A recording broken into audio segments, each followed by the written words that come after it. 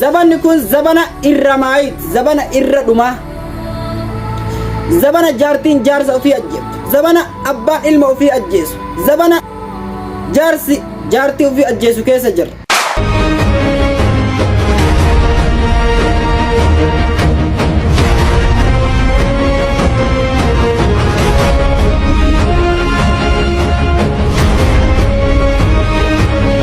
Shama harka fuuna jira jirtu kabajamtoota fi jaalatamtoota kiyya. Qophii har'aa waa'ee dhimma obboleeyyan keenya wal qananii irratti waan yaada xiqqoo isii qabna. Hamma dhuma qophii keenyatti nu faana tura. Kanneen chaanala keenyaaf haaraa taatan Tulluu Show subscribe, like, share gochuudhaan nu faana bu'a. Akkuma beekamu dhiyeenya kana Taajuu Shurrubbeeti asirratti wal ajjecha kanumatu deemaa jechuudha. Inumaatu bira dabarsanii jaarsa ofii ajjeesuun sunnaadha moo alaala hanga jedhanii wal gaafatan takka gahee jechuudha. Maaliif kun barbaachisa? Obsi hin jiru, sabriin hin jiru jaalala keessatti takkarra, lamarra, sadiirra, afurirra irra waliif dabruun hin jiru. Namni nama jaalatu albeedhaan qalee badinki baay'atee waan ofii gara konaa gubee siidha burraa jedhee bo'aan fuula garatti qabadhee. Tan barsiisu barsiiftu jechuun akkama, barsiisa jechuun barattoota ofii akka maatii ofiititti yookaan akka ilmaan ofiititti kan laaluudha. Namni kana biraanuu daree erga jaalalaaf wal qaadhimatanii booda qalee mataa irraa muree subhaanallah, namni ilma namaa akka isaa jaartii isaa ta wajjin gaccisanii wajjin algaa takkarra wajjin bulan. Jaarti jechuun jaarsa jechuun waa salphaadhaa miti. Icciitii maatii keetitti hin himne, icciitii haadha keetitti hin himne, icciitii abbaa keetitti hin himne. Eenyurra jaarti jechuun cinaa qaama keetii yoo jette ni dandeessa jechuudha. Kana bira achi taree namni hanga fedhe jaalalaaf jecha namni lubbuu ofii himan baafne. Zabana kanatu zabana irra maayitiidhaaf malee. Namni nama jaalatu tokko akkamitti jiraachu, akkamitti mataa irraa muree maatii isiitti dawwalee reeffa keessan koottaa fudhadhaa. Kana caali maaltu namatti dhagayama? Hinaaffaan daangaa dabarte jaalalaa miti. Hinaaffaan daangaa dabarte maraatuma irra akhiraati.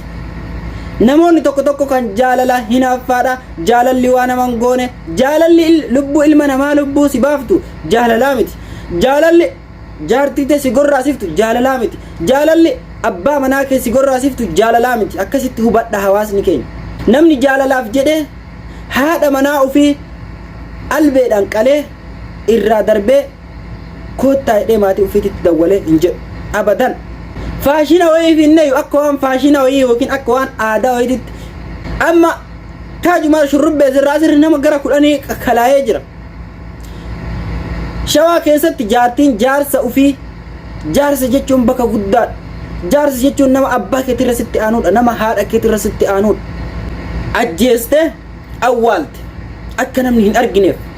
Kun maalidha? Hinaaffaa baay'isu irraa kan ka'e jechuudha. Hinaaffaa hin baay'isina. Hinaaffaan daangaa dabarte karaa rabbi irraallee nama baafti, jireenya kee boruuti irraallee si baafti, jireenya nama biraatillee golgoleessuu dandeessi jechuudha. Namni erga jaalalaa walitti dhufe tokkoffaaf jammar jaalalaan nam tokko erga walitti dhufee jedhe jaalalli sun erga hidhanne erga hir'atu argame yookiin jaalalli sun akka duraa irraa yoo qannasuun argame as waamtee jaalalli keenya qannasaa jira, anas nama sirra na jaalatu, nama anis si caali jaalladhu rabbi siif haa baasu jedhanii wal eebbisuun hin jiru. Isiinis yoo nam tokko abdii irraa murtee haalli walitti dhufaniis yoo jijjiiramee jedhe as waamtee jaalalli kenna akka durii irraa waan jijjiirameef nama si caalli na jaalatu, nama si caalli naaf bakka qabu, nama si caalli na kabaju, nama maatii kiyya kabaju, nama ulfinna qabu rabbi naaf haa hiru, siifis nama na caalli jaallatu siif haa hiru jedhanii wal eebbisuun maaliif dhabame? Dhaloonni har'aa kun maalitti garamii wal oofaa jira? Jiru jaalalli badee, jaalalli killee lukkuun geen buunaan si harkaa cabu, killeen lukkuu lafarraallee hangana yoo ol kaafte tasa si harkaa buunaan ni cabdi jechuudha. Jaalalli nama kennas akkana ta'e. ያበደ ጃለላ ያበደ ጃለላ ያበደ ጃለላ ያበደ ጃለላ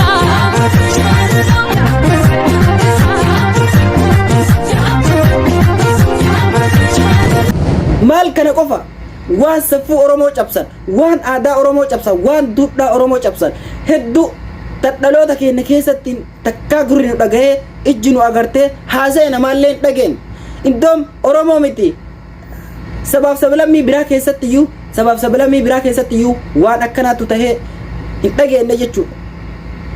Abbaan ilma ofii ajjeesu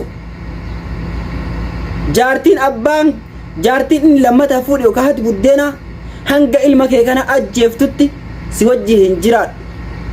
Maal aboo si wajji hin jiraadhu jechaan abbaan ilma ofii kan ofii isaati argate cinaa qaama isaa kan gudeeda isaa irraa bahe kan duuda isaa irraa bahe gaffuudhee ajjeese jechuudha. Zabanni kun zabana akkam zabana abbaan ilma ofii tan ji'a sadi hin guutin gudeedu waan ammallee afaanitti iyyuu dubbachuun iyyuu hin mijjaamu afaanin dubbachuun sitti hin tolu dhaga'uun sitti hin tolu. Dhaloonni keenya irraa kun garamitti deemaa jira badee wal balleessu jira. Zabana abbaan ilma ofii ta ji'a sadii ta sirra ciiftu fuudhee gudeedu wal ajjeesuun wal qaluun akka waan aadaa ta'ee baratamaa wanni kun yoo atantamatti hin dhaabbanne baratamaa dhufa wallaahi baratamaa dhufa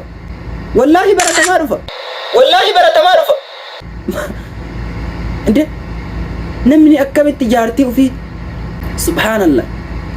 subhaanallah jedha aboo irraa toobadha waan akkanaa irra aboo namni hinaaffaa qabdan daddafaa toobadha hinaaffaa san uf keessaa balleessuu yaala hinaaffaan cinaa maraatumaati yookaan hinaaffaan badiirra caaltu si dhaqqabsiifti. Ani waan akkanaa kana jaalala jedheen fudhadhu. Namni nama jaallatu tokko jiraachuu isaa barbaada bakka gaarii akka jiraachisuun barbaada malee hawwaaf malee gadi fuudhee hin gorra'u jechuudha. Subhaanallah kuni waan baratamaa dhufaadha. Dhaloonni har'aa kun maal walirraa barataa deemaan hin jiru. Namni jaalalaaf jedhee gatii akkanaa wal hin godhu gatii akkanaa wal hin kafalchiisu jaalalaaf jedhee kana waan ta'eef oduu gurratti illee dhaga'uun hin tolle kan ijaalleen arguun hin tolle ummata Oromoo keessatti dhagahaa jirra. Kun waan safuu Oromoo cabse kun duudhaa Oromoo cabse amantis balleesse gama Oromummaa haa deebinu gama duudhaa keenya haa deebinu gara amantii keenyatti haa deebinu isiniin jedha waan dogongore dhiifamaa nagahan nuuf turaa galatooma.